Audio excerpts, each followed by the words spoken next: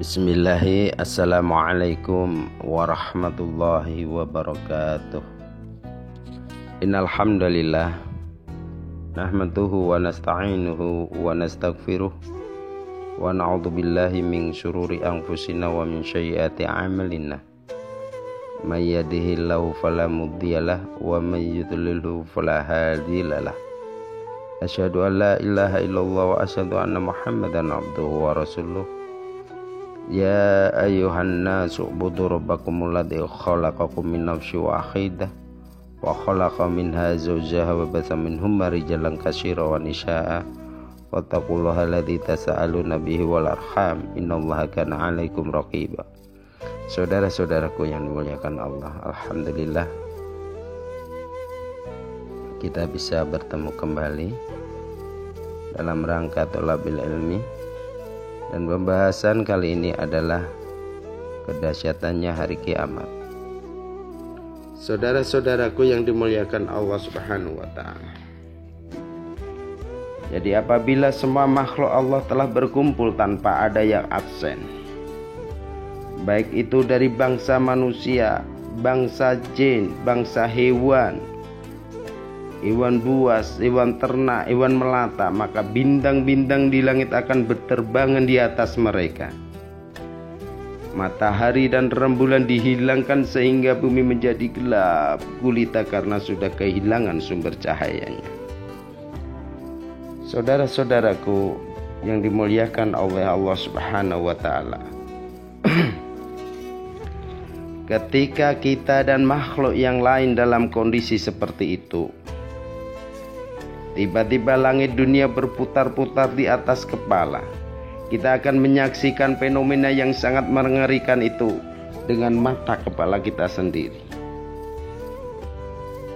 Kemudian langit akan pecah selama 500 tahun. Kita akan mendengar suara terbelahnya langit yang begitu mengerikan. Ketika langit sedang terbelah dan pecah, maka para malaikat akan berdiri di segala penjuru. Bagaimana menurut kita kalau kira-kira kita sampai menyaksikan dahsyatnya proses terbelahnya langit? Langit itu dilebur sampai menjadi mirip logam perak yang meleleh. Hal ini sebagaimana yang telah difirmankan oleh Allah Subhanahu wa taala dalam surat Ar-Rahman ayat 37. Maka apabila langit terbelah dan menjadi merah mawar seperti kilapan minyak, sangat ngeri, saudara. Sangat dahsyat sekali, saudara. Maka ketika malaikat yang tinggal di langit dunia berada di segala penjuru, maka mereka semua akan turun ke bumi. Mereka turun ke bumi dengan jasad yang begitu besar dan suara yang begitu gemuruh untuk menyucikan Allah yang maha tinggi, karena digiring ke bumi dengan kondisi tertunduk dan siap untuk mempertanggungjawabkan atau menghadapi pertanyaan di hadapan Allah Subhanahu wa taala. Saudara-saudaraku yang dimuliakan Allah, coba bayangkan bagaimana kalau kita menyaksikan para malaikat turun dari langit dengan jasad yang begitu besar dan suara yang begitu menggelegar. Mereka semua bersikap tunduk untuk mempertanggungjawabkan apa yang selama ini telah mereka kerjakan kepada Allah. Maka sebagaimana yang telah diberitahukan kepada Yahya bin Ghulaini Aslami, dia berkata, kami diberitakan oleh Rashid bin Sa'id dari Abu Syam, dari Abu Qabil, dari Abdullah bin Amr ibn As, dari Rasulullah sallallahu alaihi wasallam bersabda, Allah memiliki malaikat jarak antara dua saluran mata, dengan ujung pelupuk matanya adalah sejauh perjalanan 100 tahun. Betapa besarnya, saudara-saudara. Coba bayangkan betapa besarnya rasa takut kita pada waktu itu. Begitu juga dengan makhluk-makhluk yang lainnya, karena merasa takut akan segera diperintahkan maju menjalani proses pertanggungjawaban. Lantas semua makhluk bertanya kepada malaikat yang turun dari langit tersebut, apakah Allah berada di antara kalian. Karena manusia itu melihat malaikat yang berbaris-baris turun dari langit. Tentu saja para malaikat sangat khawatir dengan pertanyaan para makhluknya. Sebab orang-orang itu telah terlalu berlebihan kalau sampai menganggap Allah itu bersama mereka, artinya malaikat. Dengan suara yang lantang para malaikat itu menjawab pertanyaan para penghuni bumi itu. Maha suci Allah, Dia tidak berada di antara kami. Namun Allah akan segera datang, yang akhirnya para malaikat itu ikut ambil bagian di antara barisan para makhluk juga dengan kepala tertunduk. Bayangkan ketika para malaikat telah mengepakkan sayapnya yang begitu lebar. Juga ketika mereka menundukkan kepala di hadapan Allah dengan begitu khusyuk. Begitu juga dengan malaikat penghuni beberapa lapis langit yang berikutnya. Sampai dengan langit ketujuh, malaikat penghuni langit yang lebih atas semakin banyak jumlahnya dan juga lebih besar lagi ukurannya. Semua nanti akan turun untuk membentuk sebuah barisan di antara lautan makhluk yang berkumpul di padang mahsyar nanti. Kalau semua penghuni 7 lapis langit dan 7 lapis bumi telah berkumpul di padang mahsyar, saudara-saudaraku, maka matahari akan memancarkan panasnya selama 10 tahun. Sumber cahaya terbesar itu akan didekatkan ke kepala semua makhluk sampai tidak kurang dari seukur bujur panah dengan kepala mereka. Pada hari itu tidak ada naungan bagi seorang pun kecuali hanya naungan Arsy, yaitu Allah semesta alam. Dan pada hari itu begitu besar kegundahan dan juga kebingungan yang menimpa semua makhluk, termasuk kita semua ini. Saudara-saudaraku yang dimuliakan Allah Subhanahu wa taala, ketika semua makhluk saling berdesak-desakan, yang satu saling mendorong yang lain karena ruang yang mereka perbuat berdiri itu memang sangat sempit, sehingga sangat sulit untuk meletakkan telapak kaki. Kerongkongan seluruh makhluk terasa akan putus karena merasa sangat haus.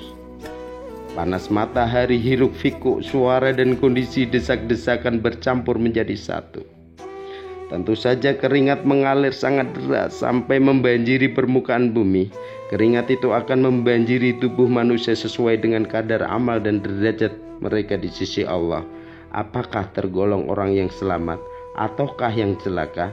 Sebagian orang ada yang keringatnya mencapai 2 mata kakinya, ada yang mencapai kedua lututnya, ada yang sampai ke dagunya, dan ada juga yang sampai terbenam dengan genangan air keringatnya. Saudara-saudaraku yang dimuliakan Allah Subhanahu wa taala, oleh karenanya bumbung kita masih diberi oleh Allah kesempatan. Mari kita pergunakan sebaik mungkin supaya kita mendapatkan keringanan ketika di padang mahsyar nanti. Yauma yaqumun nasu li rabbil alamin, yaitu hari ketika manusia berdiri menghadap Allah semesta alam.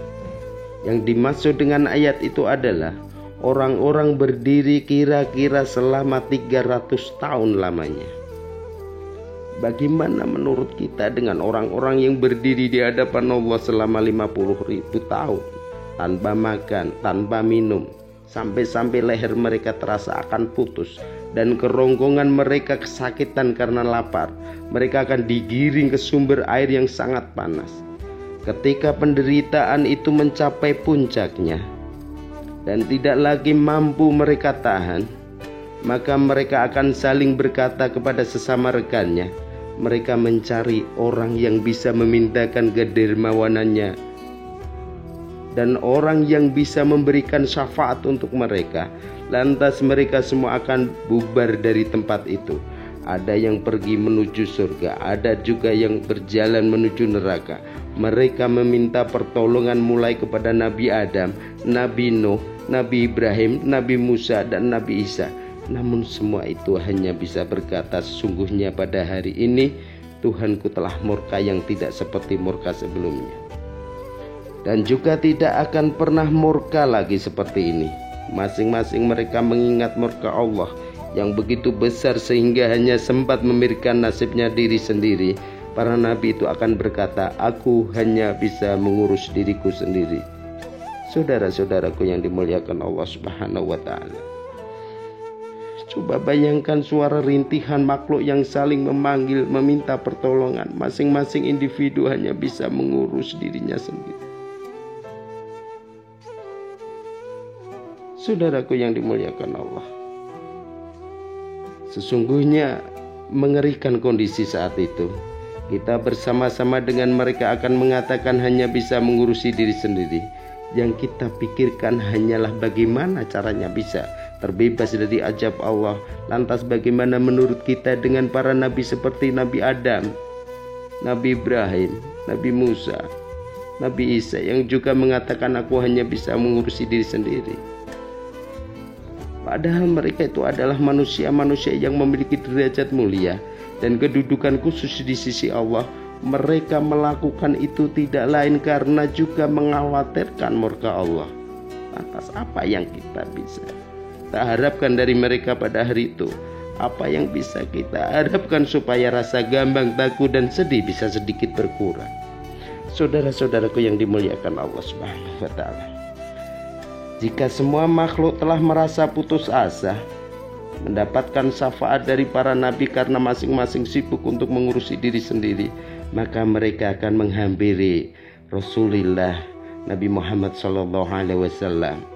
Mereka semua akan meminta syafaat kepada beliau. Ternyata Rasulullah mau untuk memintakan syafaat mereka kepada Allah. Terus Rasulullah akan berdiri di hadapan Allah dan meminta izin untuk menghadap. Maka Allah mengizinkan beliau untuk menghadap kepada Allah. Rasulullah akhirnya bersimpuh untuk sujud di hadapan Allah. Lantas beliau mulai membaca sanjungan, pujian yang memang sangat berhak untuk menerima semua itu. Ungkapan pujian dan sanjungan itu akan kita dengar oleh kita dan semua makhluk yang ada. Lantas Allah akan mengabulkan